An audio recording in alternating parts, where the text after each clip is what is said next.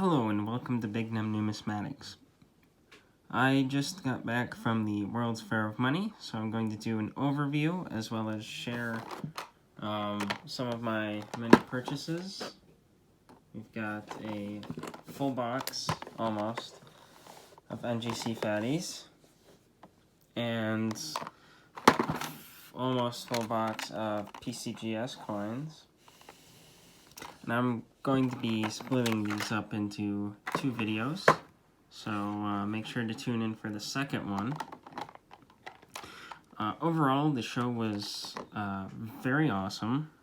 There weren't a whole lot of really nice coins that were affordable. You know, nice coins, they wanted high prices, but they were all reasonable. There were very few instances of, you know, I think this is just like a stupid price. But most of what I bought was just fodder. There are some nice coins though. And so without further ado, I'm going to start with this 1944 half dollar, an NGC 4.0. This coin is really great. It has superb luster, has a nice color to it, has like a steel gray and some gold and blue towards the edge. Not an expensive coin by any account, but just a really cool coin. Next is a pretty big coin. I got this not at the World's Fair, but it did come in the mail during the World's Fair. This is from Akusha Collectibles. A very fair price on this, 85cc and a 4.0. Unfortunately, I'm going to have to really try to get this sticker off without removing the label on the reverse. But the coin is very pleasant, great luster, just an overall great look to it. And that's about a $1,000 coin. Now we're back to World's Fair of Money purchases, and this next one is one of my favorites of the show. This is such a nice coin. Coloration is great, luster is great, surfaces are almost perfect. There is a small fingerprint by Half and Liberty towards the left side, but it blends in really well. Overall, the coin is like a perfect Wisconsin, and I got this for a really nice price. I love Fatties so much. Next is an eBay purchase that came in during the time, and the photos were pretty bad overall. It did look like the bands were kind of split though, and that's the main reason. And the bands are not even close to being split. I don't know what happened in the photo that it looked like it, but it's an ugly coin, and it was really cheap though, and a 45 in full bands is worth a house, so I had to take the risk. Now it's just basically plastic, but it's a decent coin, just needs to be dipped, which will probably end up happening. We've got another 45S gold cack.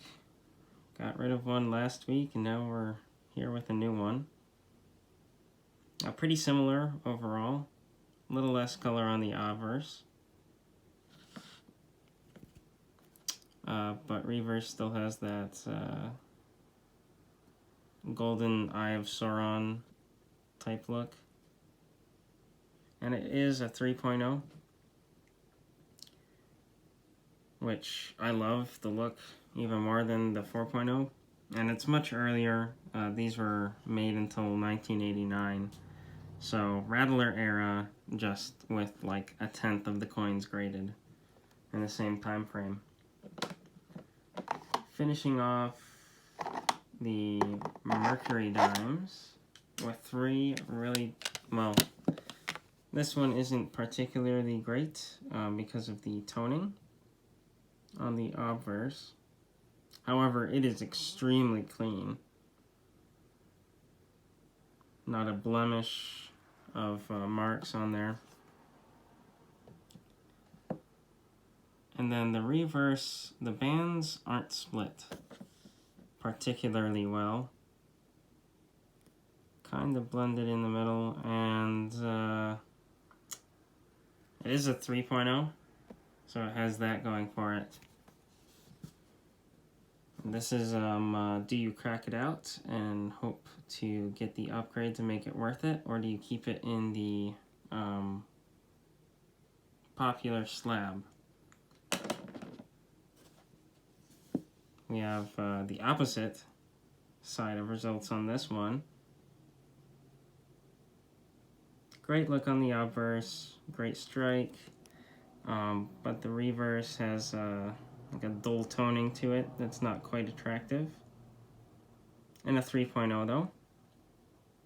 And the price was right. The holder is gaining popularity pretty fast for no particular reason, which is a pain when you're trying to collect them. But finally we have a really nice Mercury dime and a 67 5.0. A lot of people don't like this like gray haze. It's really hard to put into words what it is, but it's not blast white. It isn't particularly toned all over. It just has this nice sheen to it. And a little flash of color down near the bottom. It's like a $100 coin. And here we have a confusing coin to price.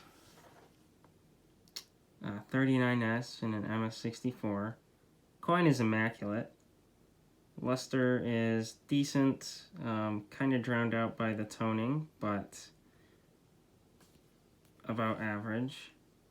Reverse really flashy, some spotty toning around the rims.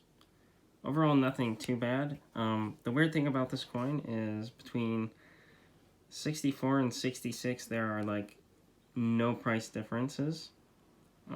You could buy and sell the same coin in 3 different grades for the same amount, which is super strange.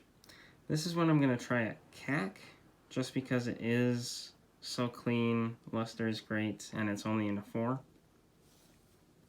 And that's really the only way any decent profit is going to be made out of that. We have another 3.0 with a great flash. I mean, it's just a Morgan. There is a fingerprint on the right. Holder purchase. This coin is really nice. But, again, it's just a Morgan. I love Morgans and Fatties, though. Like, they just have this attraction that Morgans normally repel me. We have this really, really nice Oregon Trail. Luster is a tad muted, which is really unfortunate because this coin is so nice and original. Reverse has better luster. Oh, but it's such a shame. Like, if this had better luster, I'd crack it out in a heartbeat. But I still might. There's just something holding me back. We'll see. Not a giant price difference either. And this is a 1933D.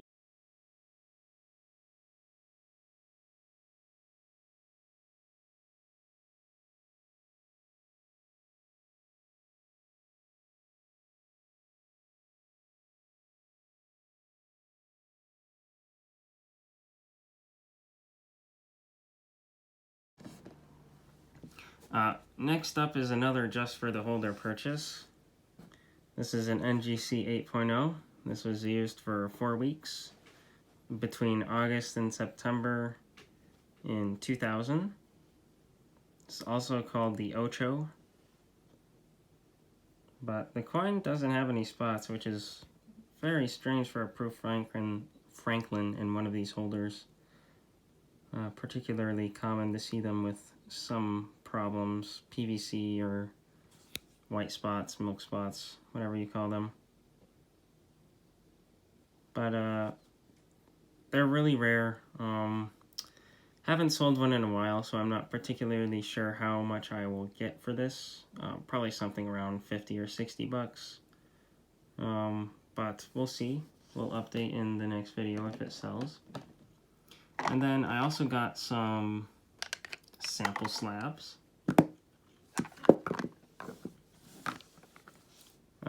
You saw the other whatnot one in the beginning. We have Pennsylvania and Ohio. So pretty neat. And I should mention this as well. So in the show, NGC started a new hologram label on the back. So it has the QR code, and then, you know, similar, like just the hologram on the right. It looks super modern, super sleek.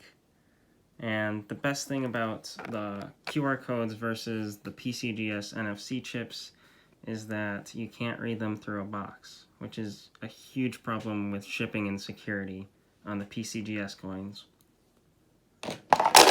Oops. We have the hologram launch. And then they also did a grading contest, and if you participated, you get a coin. Coin itself, I've never seen.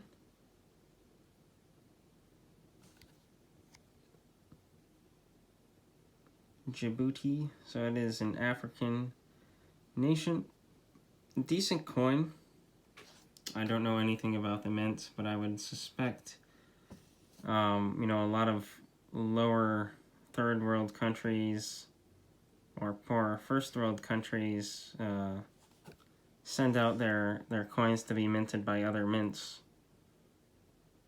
But overall, I mean, great craftsmanship. And those are, oh wait, I also got, quite a few of these, and I will be giving some away in the future. CAC released probably up to 2,000 is a decent estimate for how many were made for the show. Originally there was 500, and then there was more and more and more. So this is probably like a $50 to $100 slab. May not be the best investment for the future, but it is nice, and it is cool to have like just the slab to look at it. So I'll be doing some durability tests with some of the extras. You can see all around. Label is weird, but the holder is like great. It gives like a fatty PCGS cross. Best of both worlds. So stay tuned for the PCGS video, which will be coming out a couple days after this one. If you enjoyed it, please consider liking and subscribing, and have a great day.